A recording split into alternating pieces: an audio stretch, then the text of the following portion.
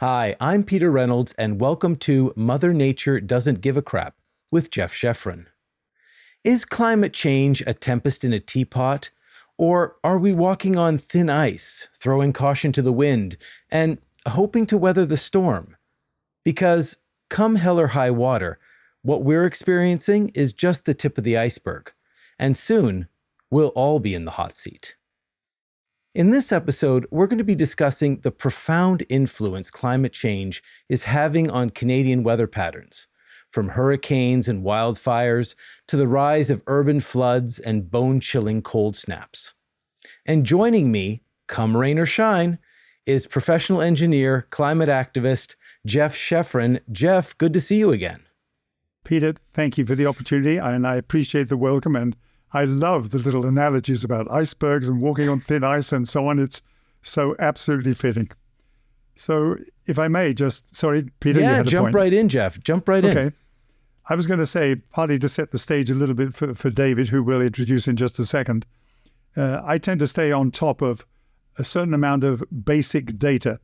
And the three things which I'm always looking at quite closely from what I consider to be reputable sources, like NASA, Our World in Data, and from the World Meteorological Office. This past year, the CO2 level has gone up to 424 parts per million from 421 last year, right? The oceans are at 0.7, and the atmosphere is around 1.2, and both of those are a long way above what the Paris Climate Accord in 2015 said should be our targets for 2030. So we're a long way up the curve of change, but not a whole lot up the curve of making change to moderate, mitigate, and eliminate. So, that's the context of global picture from my point of view. Mm-hmm. But David, whilst we want to look at the Canadian picture, the very fact that you're a meteorologist also gets us into a much bigger picture, because Canada is not an isolated weather pattern. We are a piece of the world pattern, and we contribute to that. Peter, let's continue with welcoming David. Absolutely, David. And we'll introduce David, who is a senior climatologist with Environment and Climate Change Canada. He's also an author of 2 books, Blame It on the Weather and The Climates of Canada, and has been studying weather in Canada for over 50 years. David, welcome to the podcast. Well, thank you guys very much. I'm delighted to be with you. Let me just correct one thing that Geoff said. He called me a meteorologist. Oh boy. I'm not a meteorologist, Geoff. I've never spent a day in a weather office. I'm sorry. But hey, I don't correct Canadians really when they say, you're a climatologist or a meteorologist. I'm a weather guy or a weather weenie, as I sometimes call myself. But, even better. Well, I'm certainly interested in tomorrow's weather.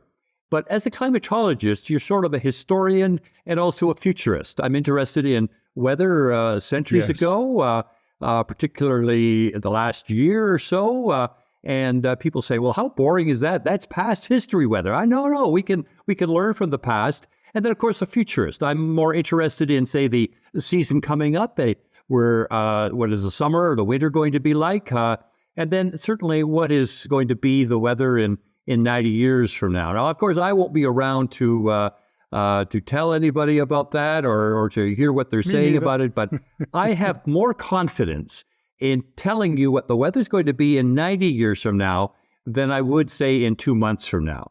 And I think that is just the very nature of the science of climatology. We can run these big models on some of the biggest computers in the world, and we can really tell what the future is going to be. And the proof is in the pudding, guys. I mean, my gosh, when you look at what's happening now, I mean, science described that 30 years ago. I was there.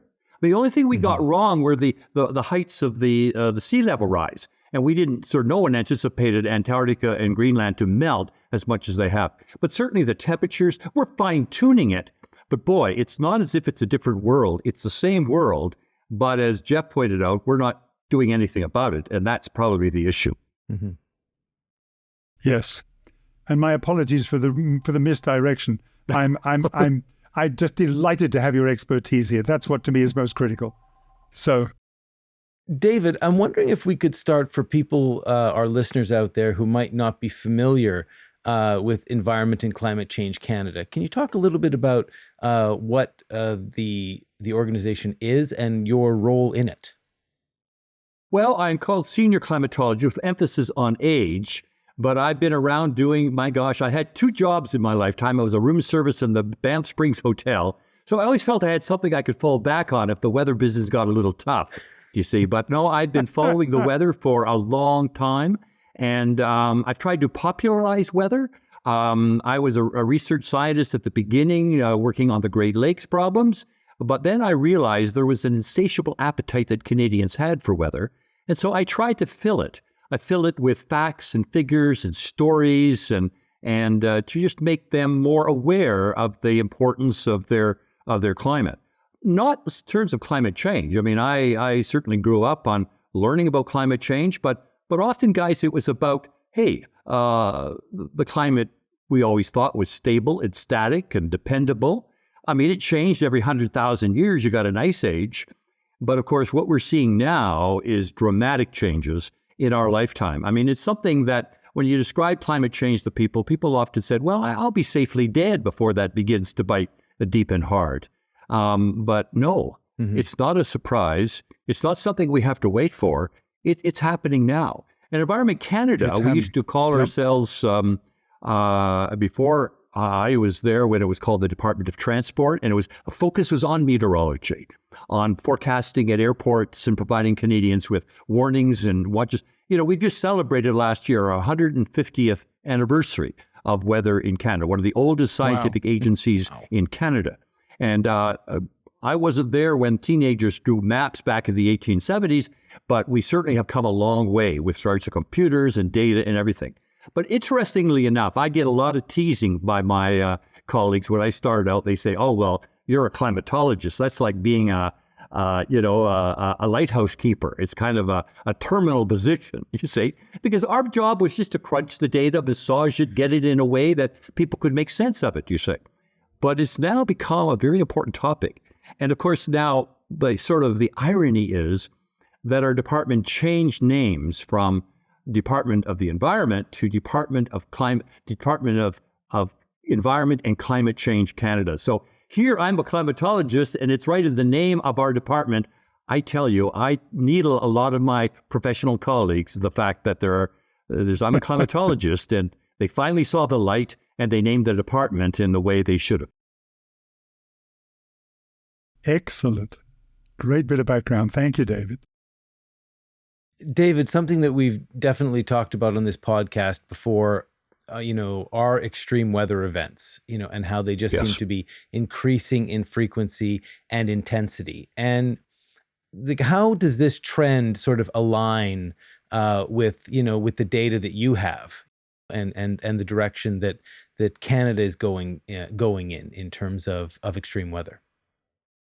Well, Peter, I really think there should be any doubting Thomases anymore. I mean, when I give talks, I would spend the first half of my talk trying to explain why the climate is warmer now. I don't waste people's time. I mean, it's a done deal. I mean, there's no deniers anymore. We know that in fact the world is in fact warmer, and what we've seen too. And I think this was for me, a kind of a moment that I really began to see in my focus change.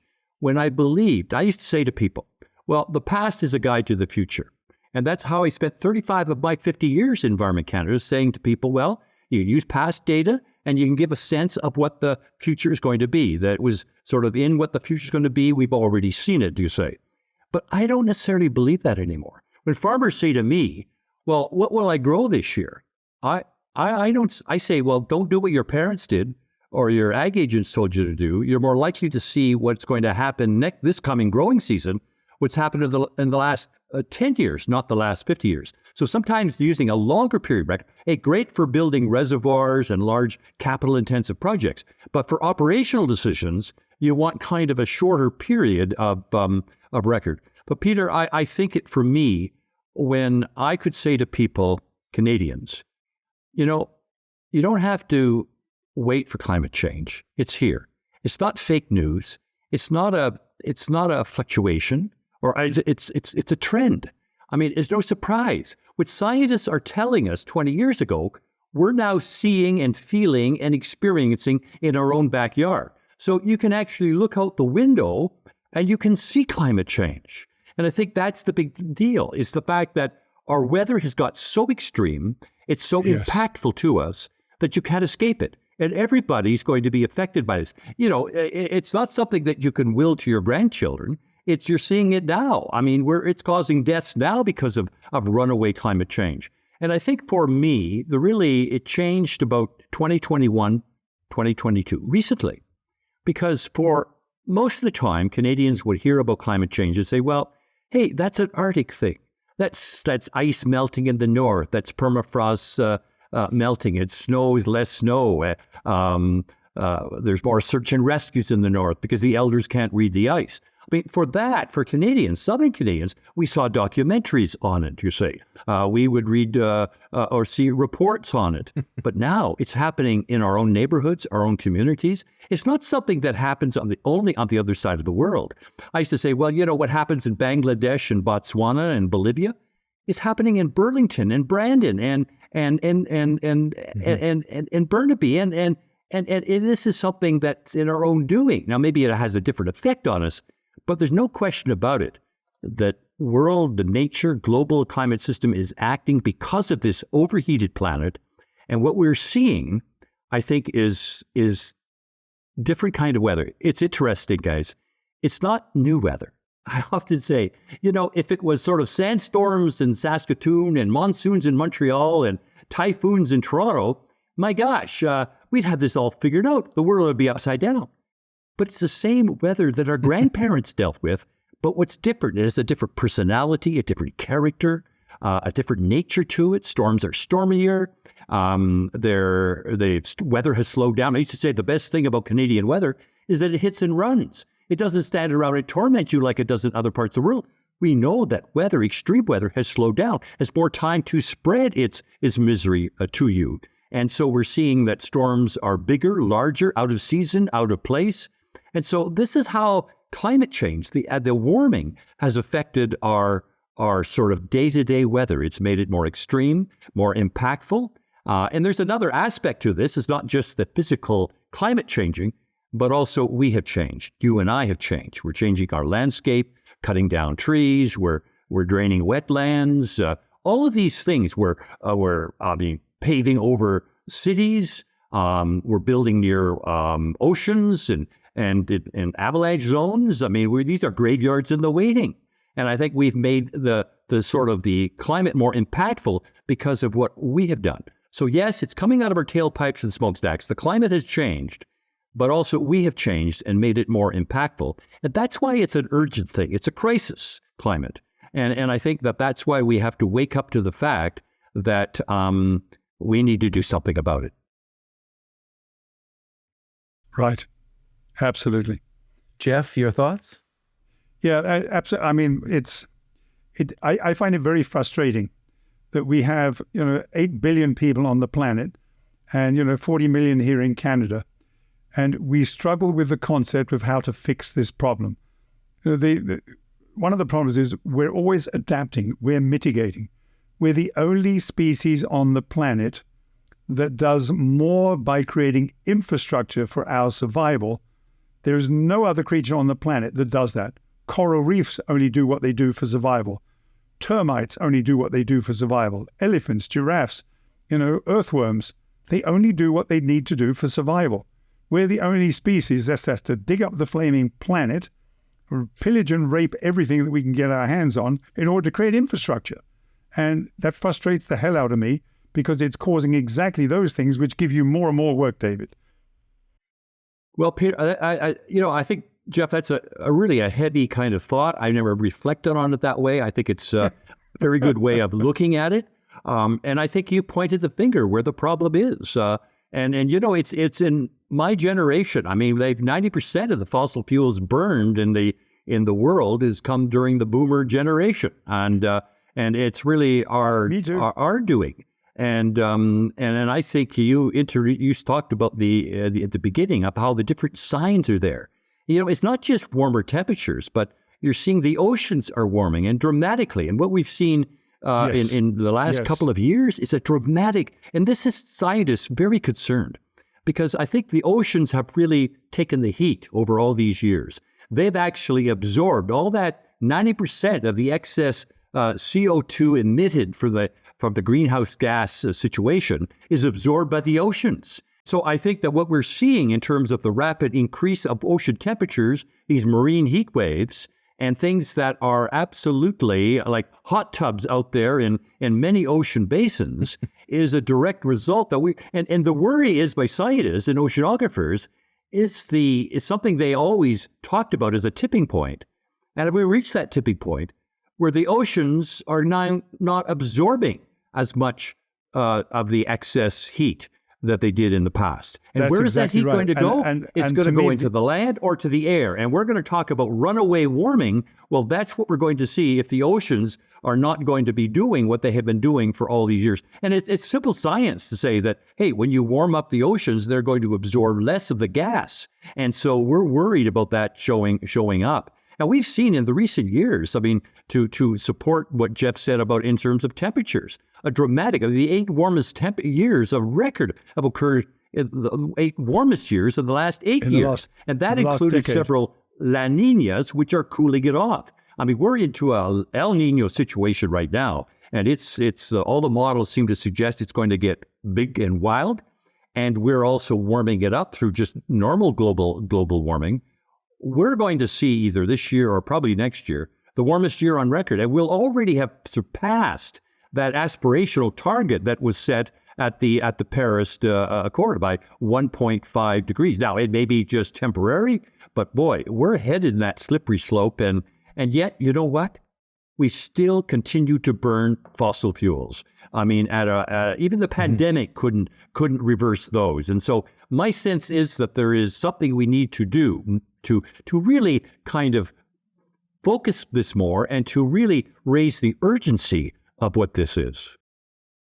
Mm-hmm. Yeah, one of the frustrations I have with it is when you report the statistics, people don't appreciate that 70% of the planet is the oceans, and 0.7 degree temperature rise sounds trivial and irrelevant, but the thermal mass that creates, people don't appreciate the impact that you've just described in terms of the weather pattern shifting because of that apparently tiny bit of temperature causing such a tremendous shift, because that's an incredible heat volume which the ocean is no longer being able to absorb from excess CO2. And that to me is what frustrates right. I mean, it looks irrelevant. It does. I mean, you think about, and the numbers we give, it don't seem shocking enough. They don't seem catastrophic enough, because you're right. I mean, they talk about, pre-industrial revolution, which is 1850 to 1900. Well, we've warmed up now by maybe 1.1 degrees, 1.2 degrees. Boy, you couldn't go outside and feel that warmth of temperature. But when you spread it over planet Earth and the oceans and the air, and all are warming up equally, it's not as if the oceans are cooling off and the air is warming up, or the ice caps are staying themselves. No, it's everybody. Everything is nature is being reflected and impacted by all of this excess warming. And we've seen just in Canada. If we go back to Canada, we talk about the kinds of extremes that we've seen. And hey, I've been monitoring this for 50 years. And what I saw in 2021 with that heat dome, that Canada dry from coast to coast to coast, from the forest fires, the most relentless fires we thought this year is bad. It certainly was also in 2021. And we saw then the flooding in British Columbia. I mean, this was when Southerners woke up to the fact that we're on fire. And to think what we're seeing is because the world has warmed up by 1.1 degrees. What is it? That's at 150 years. What's going to happen if we warm up by 3 degrees in 30 years? I mean, it's scary. And I think that disaster. That we really have to see this as a existential kind of problem.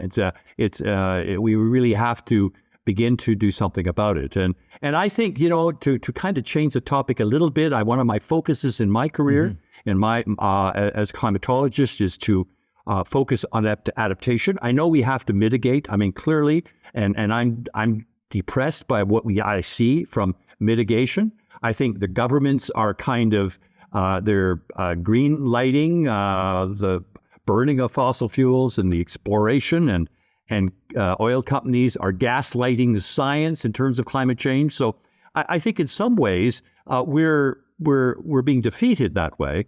But I think we have to do something. I mean, I think clearly it's our existence and future generations depend on it.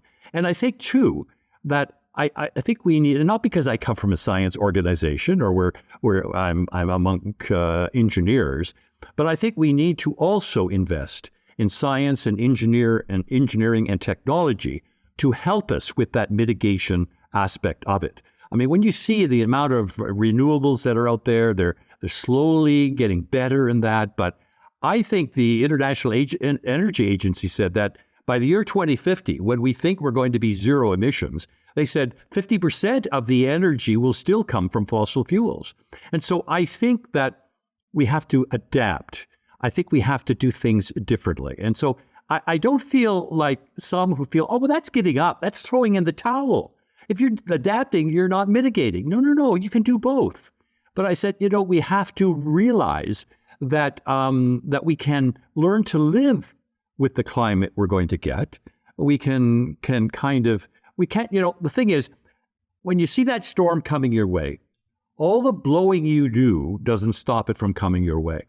But you can prevent it from becoming a disaster by proper planning and responding to it. And I think that's my message, is that, hey, you're not going to, we live on a planet of extremes. We always have, even before human beings were here. But they're just going to be more excessive numbers out of season. They're going to be more extreme. They're going to be more impactful because of who we are and what we do. But I think that we also have to make our communities more weatherproof and safer, convince our local politicians, because, you can't expect the federal government and the provincial government to bail you out every time Mother Nature misbehaves. But I think the action to do something in terms of adaptation belongs to individual property owners, neighborhoods, communities, municipalities. This is really where the rubber meets the road. And I think that if we can do a better job of preparing our communities to handle the extremes that we can't avoid, but we can maybe prevent them from becoming a disaster, then we have to do things differently. And some of them are just simple as changing building codes or separating out sewers from sanitary flows. Even it's something like greenery. I mean, green infrastructure. Get away from that gray infrastructure and more green infrastructure and wetlands. My gosh, what's wrong with wetlands? Wetlands are our lungs and our kidneys. They have protected us. And we need them. I mean, I think it's not a cesspool and a mosquito-infested pond of water. We build condos and farmland on it. No. I mean, this is saving us. It always has. And I think one of the greatest tragedies in the province of Ontario is the fact that in some communities, we've removed 90% of our wetlands. David, I can hear obviously the passion. David, let me just say, I hear the passion in your voice. And, I can hear this call to action and that it's a crisis. So where is the disconnect between, the passion that I'm hearing from you and what governments around the world seem to be doing? Well, I think, Peter, it's a slow motion. And you have to convert people gradually. I mean, sometimes when you get an extreme event, that converts a lot of people, but then we have poor memories of it. You say we often do studies. We find that it's about a 7-year, your community's hit by a tornado. Well, every time the skies turn dark, you worry about it for about 7 years. And then you think, well, that affected previous time. It won't affect me now. So I think that one of the good things about extremes is that it causes people to reflect, and maybe that, hey, that I had a part to play in that. So maybe, we should be doing something about it. I think it's at the political level for all people to encourage their politicians at all levels.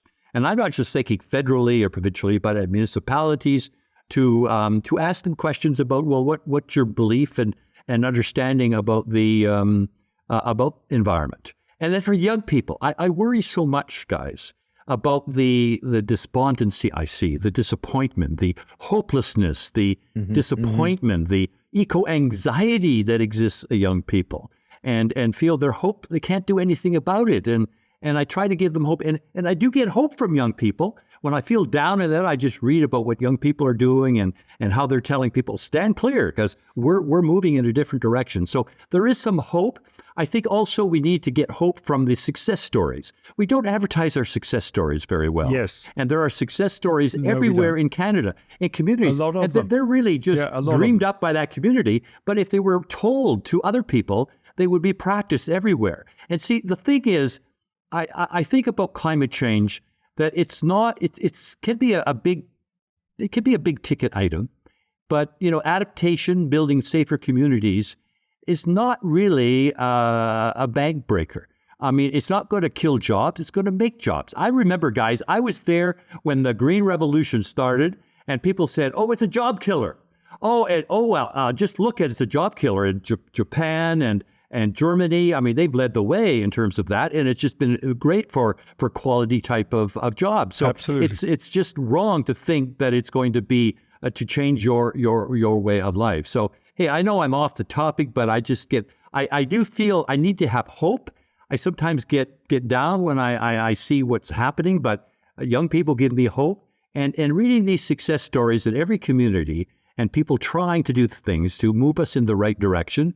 And maybe give science and technology and engineering a chance to help us get out of this morass that we're in. I think one of the issues is when it comes to making changes, I think as an electorate, we as a populace don't push our politicians hard enough because it's not beating us over the head with a 2x4. Therefore, climate, whilst it's on the agenda, sometimes higher, sometimes not, if we don't get our politicians in tune, because we as the electorate aren't demanding it, then our adaptation and mitigation will limp along. And to me, as Peter will tell you, I consider adaptation and mitigation to be somewhat dirty words. They're not. They're part of what we have to do. But the bottom line is, if we look at the bigger picture, we've got to get rid of coal first, oil second, and gas third. We'll never get rid of all of them, but coal absolutely has to go. Gas, we're going to need some of it chemicals, and oil, we need some for chemicals, but the majority, we've got to get out of this, and we've got to create green infrastructure. Well, Geoff, I couldn't agree more. I mean, I get so discouraged when I see, well, first of all, you go to a conference like, in Glasgow or Paris or Kyoto or Cape Town, and they sign documents and they fly home, and then they don't go anywhere. I mean, where are the results of the actions? I mean, they say a good thing, but then the bottom line, they don't. I mean, we saw with Glasgow that 60% of the countries there promised to have zero-based emissions by 2050. Well, we know that's going to be almost impossible to achieve, and we need to cut back. And look at China. I mean, they okayed 165 power plants, and these are coal-burning plants in the last year. Exactly. I mean, it's just criminal. It's a disaster. Yeah. It's an absolute disaster waiting to happen, and we keep feeding that disastrous monster because we can't figure out. I've got another cynical view about this. When I look at the pandemic, which killed about 7 million people around the globe, and we got some action pretty quickly because it was pretty obvious. My fear is, I think we're going to have to kill perhaps 500 million people collectively from climate crises before the politicians start to wake up. They'd be, we may have a problem. We've got to fix this. So that troubles me, is that the 2x4 is not powerful enough from Mother Nature, and she's going to have to wield it harder. Well, I think extremes of weather have killed people in the past. The one kind of encouraging note, though, I must say, is that while it causes more damage, extreme weather causes more dislocation, disruption, it's not the big killer that it used to be. I remember in my career in 1970s of hearing about 100,000 people in Pakistan, Bangladesh, but dying from cyclones that came ashore and terrible flooding. And now you don't see that because of progressive weather services, science, our telecommunications, our monitoring of global planet Earth. The oceans can't burp without us knowing about it now. I mean, these are all progress that we've made, and so we can do a better job of forecasting and whether it be weather or being climate. But I think there's clearly And it's not only just meteorology that has caused the fewer deaths, but it's also countries that are more emergency measures, more responsive, and better infrastructure. These are all positive things.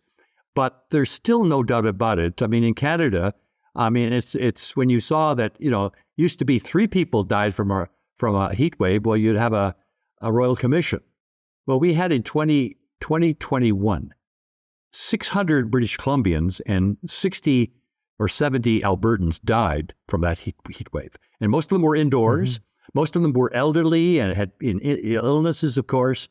But and then also in Montreal, I remember about 3 years ago, there were 70 people that died from a heat wave. Well, the good news is that there have been nobody died in Montreal since then, and we've had just as torrid heat waves because we learned by that. We understood that, and we had a different system that, okay, there are people who are more vulnerable, so maybe we should know their postal address, and maybe you look in on them when you have another heat episode. And what was the result? No deaths. We could go and rescue those people, give them water, bring them to emergency measures. And so I think we can learn from some of these, but boy, we have to have an awful lot of them to make sure everybody listens and pays attention and does the right thing. Yeah. And my fear is the more we learn from these things, the more we say, yep, we have it under control, and we just get on our merry way and we build another coal-fired plant. That's what frustrates the hell out of me, that we're busy adapting and doing a great job. There's millions and millions of people around the world, and here in Canada, tens of thousands working diligently on making this better. But the bottom line is, the better we make it, the more we can tuck it in the back of our minds and say, yep, we got it under control. That's what frustrates Geoff, the hell and out I think of me. it's a matter, too, of just not saying, well, hey, we're not going to do it because those other countries are not doing it.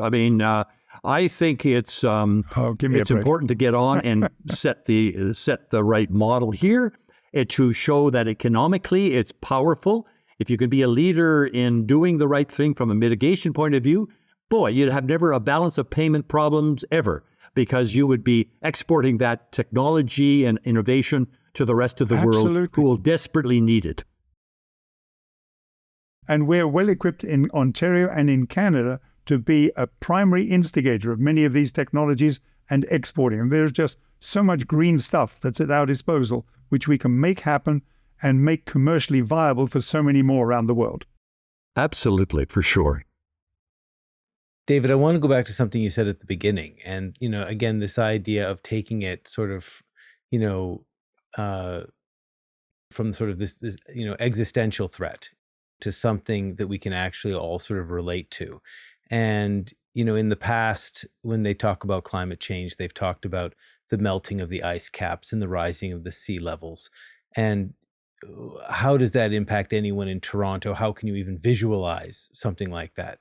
But I think that when we can look at ways that it impacts us directly, I think that's something that's going to have a real connection. I even think about the wildfires just recently, that swept smoke into Toronto. I mean, my son has terrible allergies, and he was basically trapped inside for 3 days. And that was, if there ever was a more direct example of how our lives were affected, suddenly it wasn't a story that was happening in Australia. Suddenly it was something that was happening right here. And, and I'm wondering if you can maybe talk a little bit about ways that extreme weather can impact the economy and sort of hit people in the wallet, maybe that they don't know about. If you have any stories you can share. Well, Peter, I think you're right. Some of the impacts of climate, of weather, wild weather, affects people directly. For example, on the prairies, they don't have to worry about hurricanes. They have other things to worry about from an extreme weather point of view.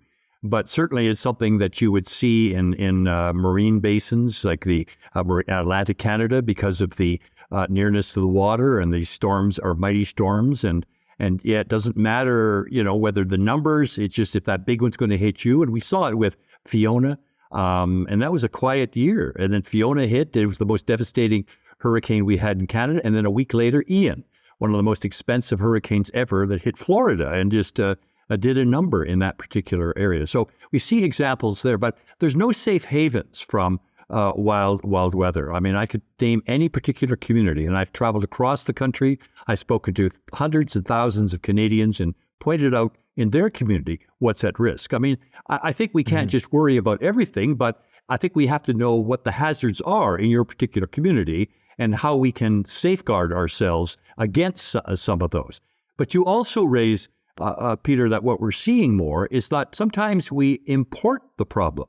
And I think forest fires are a good example of that, where you don't have to be living in the forest to smell the smoke of that forest, the toxic. And people used to worry that it was the fires, the flames that bothered them.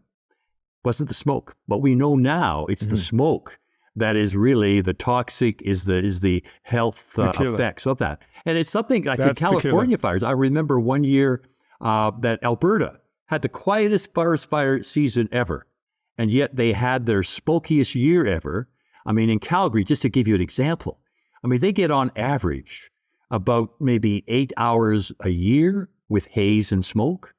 This year, they had 512 hours. You couldn't, a city where you could see the mountains on most days, you couldn't see across the street and this was smoke that came from California fires, Portland, Oregon, and Washington. This was imported into Canada and it affected their community. So it's a global issue. It's not just the forest nearby you. It is elsewhere. And we see this occurring. Nature doesn't know any boundaries. I mean, it just goes where it goes. And then, of course, we also are international people. Our economy is international. We trade around the world. So, my gosh, I've had people talk to me and said, well, gee, that was that storm in Korea. I'm interested in that because I sell product to that, and I want to know whether that's going to be a boom or a bust for me, you say. Or cacao plants. I mean, in Africa, you want to know about the droughts of us. The world is smaller. It's shorter. And we because we're more internationally, we're a global people. And so I think that what affects us in the other one part of the world is going to affect us in the other. And El Nino is a good example. I mean, that's something thousands of kilometers away in the tropical Pacific off the coast of Peru and Chile. And yet it affects our weather, particularly in the wintertime here in Canada. And if we know that, if we know there's a good chance of that, well, then we can actually make money off of it, or at least safeguard the cost of that particular event, because we can monitor it and know what the impacts are going to be from past times. So I think it's clearly, you raise a good point, Peter. It's not just homegrown. It's sometimes elsewhere, and it affects us in so many different ways. Yes, it does. Yeah, absolutely right.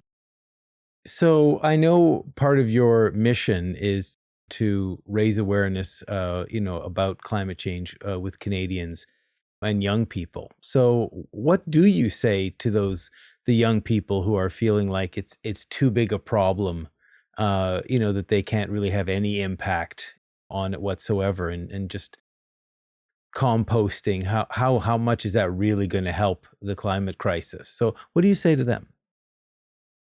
Well, again, Peter, I really I worry about young people, and I hear stories of them. I hear from parents, their kids are going to psychologists because they're fretting about this. They're losing sleep over it.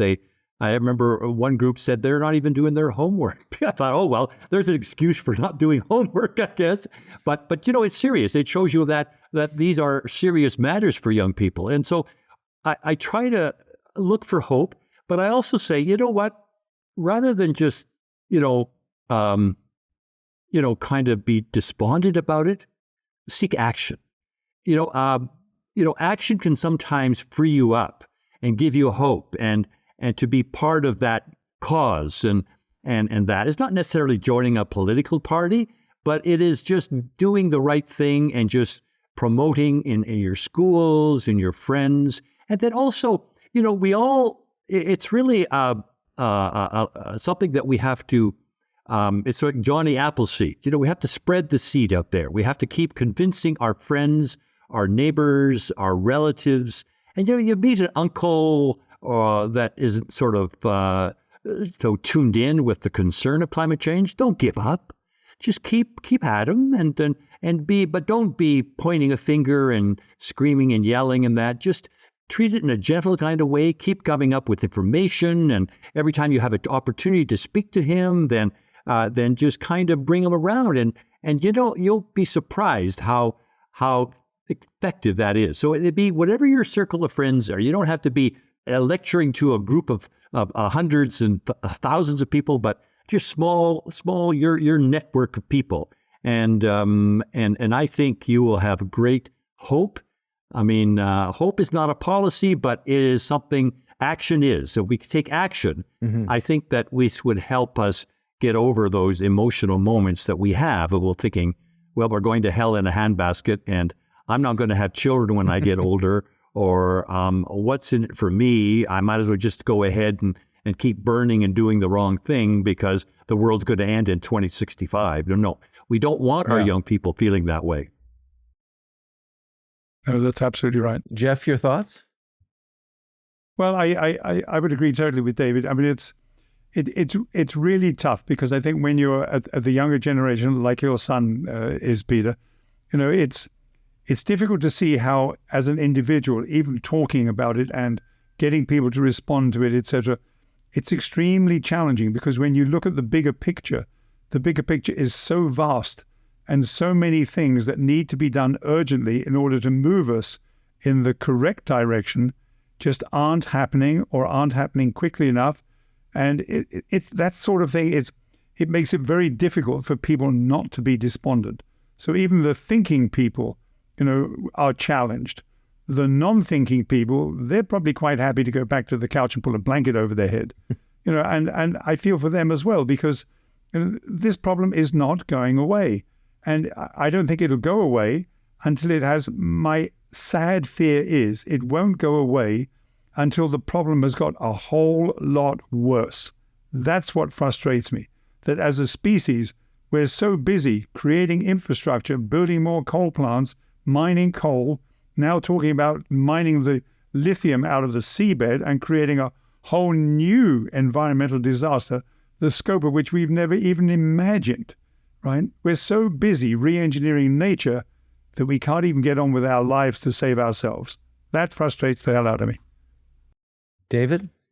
Well, I couldn't agree more. I mean, that's very frustrating, and it's very depressing in a way. And then I think the other thing, too, is that also what worries me are these tipping points where there is no return from that.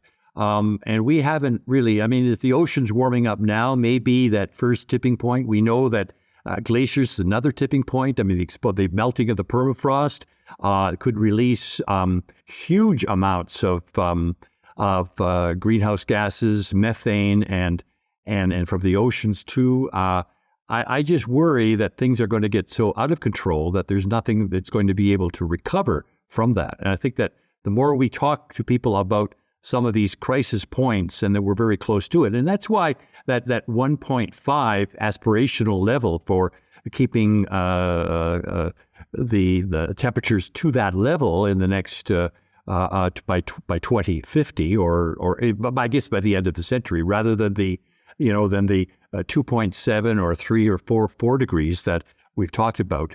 I think that it's important that we have that milestone, that we keep aiming to it and keep people directed to that. Because, I think in many ways what we do to curb our insatiable appetite for fossil fuels is easier in the early years. But as we get, that first, 50% will be relatively easy, but it's the second half that we'll depend upon technology and engineering and science to help us. But I think we need more motivation from the general population to say, hey, that's what we need. This is an issue. This is an issue for future generations. Yeah, we have the science, we have the technology, we have, from an engineering community perspective globally, we have what we need. We just need to figure out how to get on with it. Do we have the money? No, we can make the money. If we made $20 trillion available for the pandemic, this is going to cost $80 trillion to fix globally. That's the global GDP level. We can make this work. It's just we need to get our minds around it. And until it becomes more of a crisis, my fear is we're not going to get our minds around it quickly enough. We have what we need. We just need to find ways of getting on with it. We know the problem. We had the facts to back it up. We know the solution. And now it's that will to make things happen that is the missing in action. Will of the wisp. Elusive. It is such a tightrope that that individuals like yourself, David, walk in that you know the truth of it, you know the reality, you know what's coming.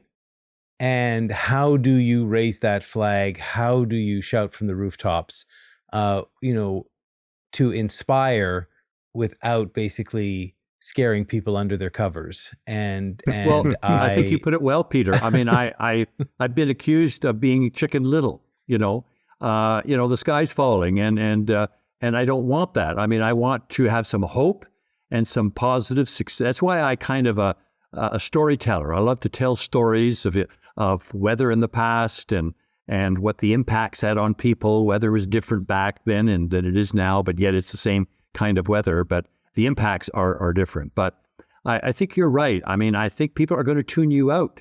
You've got to give hope there too. But, hope, unfortunately, hope is not a policy. We need action. But I think exactly, that's right. And we need to have breakthroughs and then advertise and pump up those breakthroughs and maybe we will finally see, what the future is and we'll do the right thing. Geoff, any final thoughts? No, I think David's sharing his conversations with us about this is so critically invaluable because,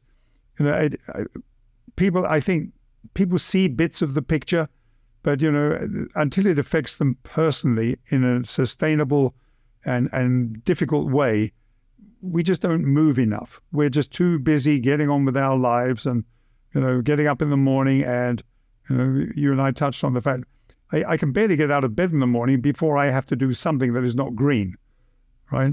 But that's the nature of how we've created our society.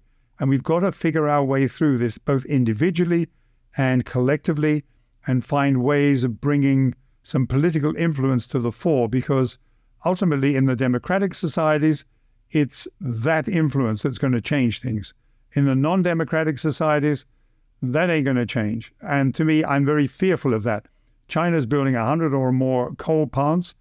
Well, that to me is a disaster. I can't exactly see anybody going up to Xi and saying, excuse me, would you like to rethink that? But it's just not going to happen. David, for those listening, and we talked about hope, and we talked about how some people can feel despondent. What's one thing that they can do to if there's a young person listening to start that process, to start moving us in the right direction? Oh gosh, that's a tough question. I mean, there's so much to do. It's a life work for so many people and for an individual. But my sense is that we don't all have to be environmentalists or climatologists or scientists or engineers and thinking, just if whatever your pursuit is, you could be a Sunday sailor, you could be a coach of a girls' ball team, or whatever you do in life.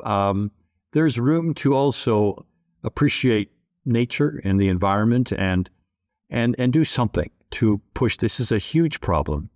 It's something that everybody has to embrace. And I think the more we think about it and educate others and don't feel that you're being an environmentalist is a dirty word. No. You don't have to be a tree hugger to spread the word and just to be concerned and show concern. And to all your circle of friends, whether it be coaches or teachers or neighbors or what have you, even when I go into the